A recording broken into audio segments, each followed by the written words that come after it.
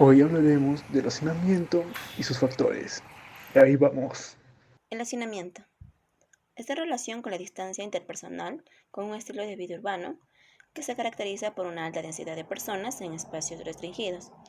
Y sus efectos son más pronunciados cuando las personas participan en actividades en contexto social y físico, como se podrían mencionar como las aglomeraciones.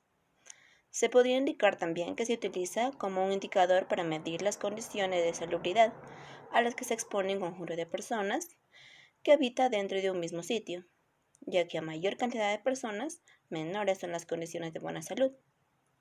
Según el autor Dan Stey, nos indica que él propone utilizar densidad en relación con los aspectos físicos en una situación indicada.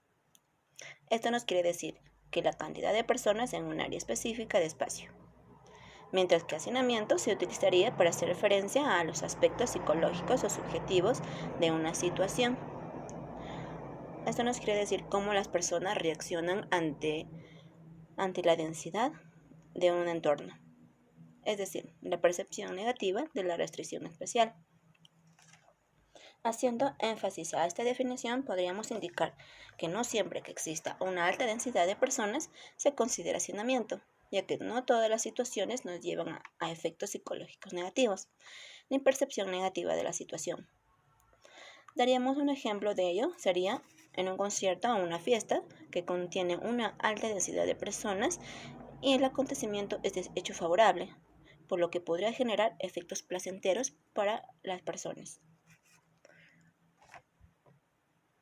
Ejemplo de ello, de hacinamiento, podríamos indicar los siguientes. En las escuelas, una escuela considerada hacinada no puede generar las mismas formas de enseñanza para los estudiantes y puede perjudicar en su proceso de aprendizaje. Otro ejemplo a tener en cuenta sería el aforo de un lugar indicado, que lo plantean, ya que podría haber mucha incomodidad y disgusto por parte de los consumidores si ese aforo es aumentado por una cantidad excesiva a lo que se está indicando. Como también podríamos dar otro ejemplo, los hogares pequeños, ya que podrían generar violencia doméstica debido a los problemas familiares que se encuentran, como también la incomodidad, las peleas debido a la cantidad de integrantes en una familia. Ahora, tomando otro ejemplo, debido a la pandemia del COVID-19 que estamos pasando ahora, si una familia vive en un lugar hacinado, estarían propensos a infectarse muy fácilmente debido al espacio y la cantidad de personas que habita en aquella casa. Densidad. Encontramos dos tipos de densidad, densidad social y densidad espacial. Densidad social la consideramos cuando hay demasiadas personas para la cantidad de espacio disponible y generando un malestar, alterando negativamente las relaciones sociales en aquella situación en las que se presenta. Un ejemplo de densidad social daríamos cuando ocurre en la vida diaria. Una persona ve que el ascensor está lleno y a pesar de eso intenta meterse de cualquier manera en él, ya que por esa conducta las demás personas pueden sentir incomodidad y expresar su rechazo ante aquella conducta desfavorable que la persona presentó. Densidad espacial. En esta situación se considera cuando hay demasiado poco espacio para la cantidad de personas que lo van a ocupar, por lo que no se dirige hacia la cantidad de personas como la densidad social, sino acá lo que priva es esencial en la densidad espacial es por la falta de espacio o recursos que presente. Un ejemplo de densidad espacial daríamos lo que se registra mayormente en lugares pobres, tomando en cuenta situaciones de enseñanza, ya que los niños tienen la necesidad de aprender y lo que los dificulta y los priva para esto son la falta de recursos e instalaciones para poder desarrollarla debido a la falta de economía o como también a la falta de interés por las demás personas mayores. Ahora hablaremos sobre los efectos psicológicos que causa el hacinamiento y la densidad. En primer lugar, una situación de hacinamiento suele ser generadora de estrés, ya que toda situación de estrés presenta un nivel fisiológico y psicológico. Eso tenemos que tener en cuenta principalmente. En relación al nivel fisiológico, la persona presenta alteraciones del ritmo cardíaco, de la presión arterial, de los niveles de adrenalina, que son la falta de energía que la persona presenta, o como también del cansancio debido a que la persona, aunque no haga ejercicios físicos, presente cansancio. En cuanto al nivel psicológico, sería la baja tolerancia a la frustración, aparición de trastornos mentales, alteraciones del sueño. Tomando en cuenta esta definición, podemos indicar también que el estrés varía en función de la importancia que la persona atribuye a la situación. Qué tan importante o qué tan relevante para la persona puede ser el estrés, ya que a más importancia, más estresante resulta la situación de hacinamiento. Otro efecto a tener en cuenta sería en situaciones de hacinamiento, la persona pierde gran parte de una capacidad para controlar lo que ocurre a su alrededor, como por ejemplo, no poder controlar la elección de información relevante que la persona intenta explicar, no poder entender lo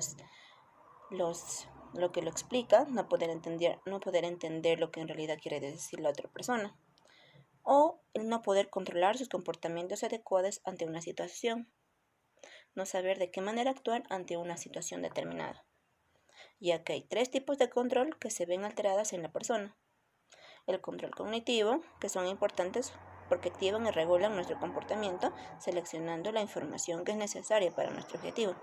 Un ejemplo de ello sería ir a comprar lo que necesitamos o lo que nos hace falta en casa, sin tomar importancia a otros objetivos, ya que tendremos en la mira lo que en realidad necesitamos. Ya que si esta parte se nos ve afectada o alterada, podríamos tener problemas de atención, pensamiento y memoria. El control sobre comportamientos, que vendría a ser el segundo, es una respuesta capaz de modificarse si se presenta de manera amenazante para la persona, ya que se podría modificar de acuerdo a la amenaza que la persona estaría presentando. El control de decisiones, lo que nos permite escoger entre diversas opciones y que nos permita dar soluciones. Efectos del hacinamiento en la salud y el comportamiento. Los efectos del hacinamiento permiten algunas modificaciones en el ambiente físico y social. Estas favorecen la intervención en las áreas de conducta.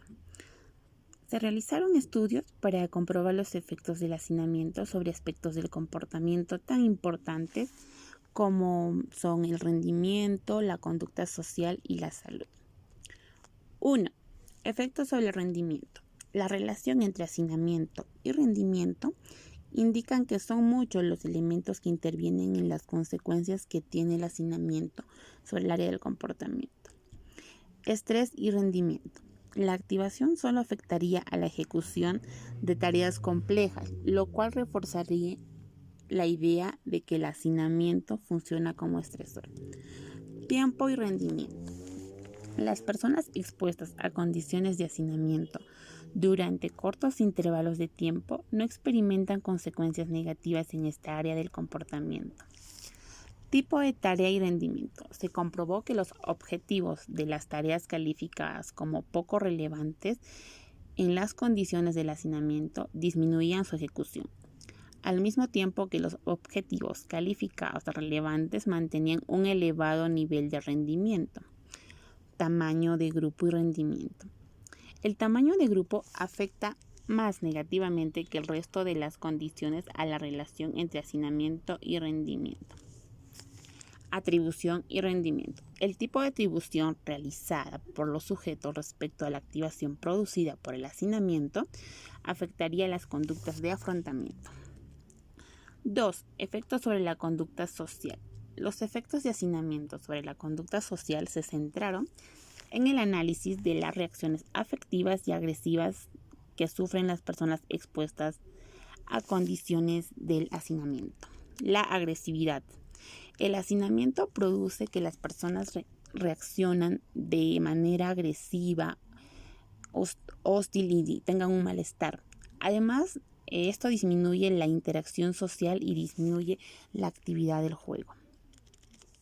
Las acciones afectivas. A medida que aumenta la experiencia de hacinamiento, se produce menos conductas de afecto entre los sujetos. 3. Efectos sobre la salud. El hacinamiento como estresor juega un papel importante en el desequilibrio del organismo. Produce doble impacto sobre la salud. Hace más vulnerable al individuo ante el estrés e incrementa las posibilidades de transmisión de enfermedades. Hacinamiento en prisiones. El hacinamiento en las cárceles es un problema habitual, ya que el lugar no está edificado ni preparado y no cuenta con la capacidad para cobijar a tantos reclusos. Esto se debe a diferentes causas: prisión preventiva, falta de información y desinterés social, deficiente infraestructura, retardo de la justicia. Consecuencias: mala atención médica, violencia, aumento de actividad de pandillas dentro de las cárceles, aumento de problemas de salud mental, estrés personal, falta de seguridad. Algunas soluciones: construir más cárceles con un aforo de más capacidad, libertad a los reclusos que han cometido delitos que actualmente son legales, aumentar la posibilidad de una libertad condicional, usar programas de desviación. Hacinamiento en los centros escolares. El hacinamiento tiene una serie de repercusiones sobre profesores y alumnos que quizás porque forman parte de la rutina diaria de un aula, no solemos contemplar desde una perspectiva fenomenológica y crítica. Distinguiremos la perspectiva del profesor y del alumno en relación a esta dimensión de la estructura de participación social. A. La perspectiva del profesor. 3 conceptos caracterizan la labor profesional de un docente y que derivan de las condiciones de hacinamiento en que se desarrolla la enseñanza. Estas son la urgencia, el aislamiento y la autonomía. Urgencia. Hace referencia al hecho de que la enseñanza es una actividad que demanda del profesor estar tomando decisiones a una velocidad tal que difícilmente tiene tiempo para reflexionar previamente con la calma necesaria y la formación suficiente como para que dichas decisiones estuvieran fundamentadas apropiadamente. Aislamiento. El hacinamiento en el aula supone que un grupo numeroso de sujetos es dirigido por una persona. Esta situación obliga al profesor a hacer frente en solitaria a cada situación de decisión, duda o fracaso.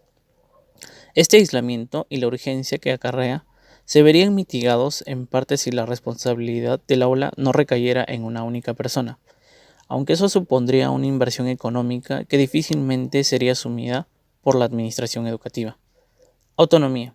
Aunque la labor docente, constreñida por una lluvia de regulaciones administrativas, más intensa en un currículum cerrado y más de tipo colabobo en un currículum básico. Hay que reconocer en el amplio margen de autonomía de que disponen su actuación a puertas cerradas en el aula. Esta autonomía permite grande dosis de libertad a la hora de establecer criterios y normas en el aula. B. La perspectiva del alumno.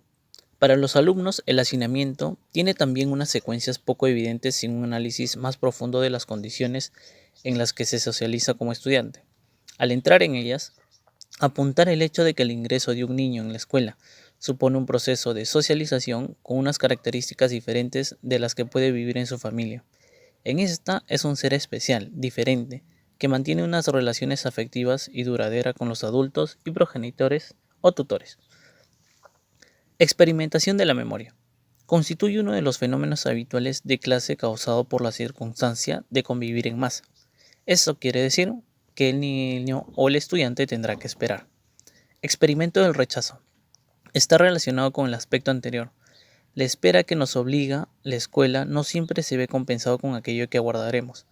No siempre es posible dar voz a todas las palabras solicitadas, atender a todas las preguntas y dudas. Distracción social. Desarrollar un trabajo individual dentro de un grupo numeroso de personas exige aprender a comportarse como si estuviéramos solos a pesar de no estarlo. Indiferencia social. Tiene que ver con el hecho de aprender a ocuparnos de nosotros mismos, a pesar de vivir en un grupo, y lleva a desocuparnos de los otros, rendir cuentas individualmente de su aprendizaje y de su comportamiento. Trabajar en solitario, a pesar de estar rodeado de iguales, puede llevar a alumnos a sentirse indiferentes con respecto a los demás. Delincuencia urbana y hacinamiento. ¿Qué es el hacinamiento? Se caracteriza por el amontonamiento o acumulación de individuos en un mismo lugar, el cual físicamente no se haya preparado para albergarlos. Delincuencia urbana. Se conoce aquella que ocurre dentro de los términos de los núcleos poblacionales o ciudades. El espacio urbano, especialmente en las grandes ciudades, son lugares donde se concentra gran parte de la población, debido a su poder económico y financiero, lo cual también atrae a los delincuentes, que hacen de las ciudades su principal campo de acción. Por esta razón, es en las grandes ciudades donde se aparecen los principales problemas de seguridad. Los niveles más altos de crímenes y de violencia se dan en entornos urbanos degradados, lo que indicaría que no todas las zonas urbanas generarán delincuencia. En general, en una ciudad la probabilidad de pasar inadvertido es mayor, por lo que la probabilidad de arresto decrece. Asimismo, las zonas urbanas cuentan con una población con mayores ingresos a comparación de las zonas rurales, con una mayor desigualdad de ingresos y con una mayor densidad de población, lo que incentiva a los delitos por razones económicas. Las ciudades más pobladas del Perú vendrían a ser Lima, Piura y Trujillo. Propuestas de solución. Después de ver las consecuencias del hacinamiento, presentamos algunas posibles soluciones. En el ámbito hospitalario. Debido por lo que está pasando el mundo entero con el COVID-19, muchos hospitales han colapsado. Una solución frente a eso sería 1. La culminación de los hospitales inconclusos. 2. La clasificación de riesgo. De esta manera se podría determinar si es una urgencia o una emergencia, ya que así se reduciría el tiempo de espera de los pacientes. En el ámbito penal, como sabemos, las cárceles están llenos de presos, así que una solución factible a este problema sería acelerar la liberación de los presos de menor riesgo. Esto se lograría con la búsqueda de abogados voluntarios para que así puedan ayudar con la preparación para las audiencias de finanzas, o que los presos realicen el servicio comunitario. De esta manera podremos reducir exponencialmente el número de presos en las cárceles. En el ámbito educativo, así de igual manera como en las cárceles, las escuelas y centros educativos poseen muchos estudiantes.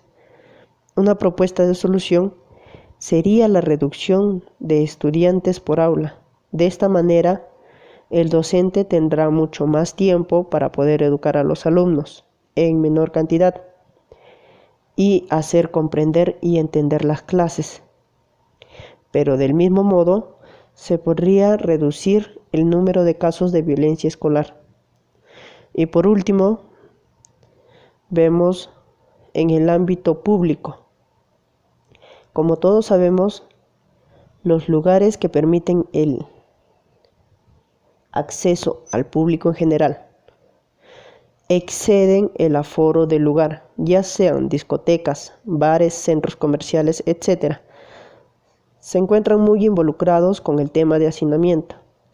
Una solución radical sería la clausura temporal a todo local público que exceda su aforo.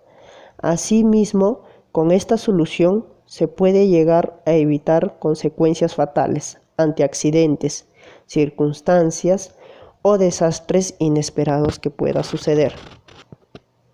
Si te gustó el video, regálanos un like. Hasta pronto.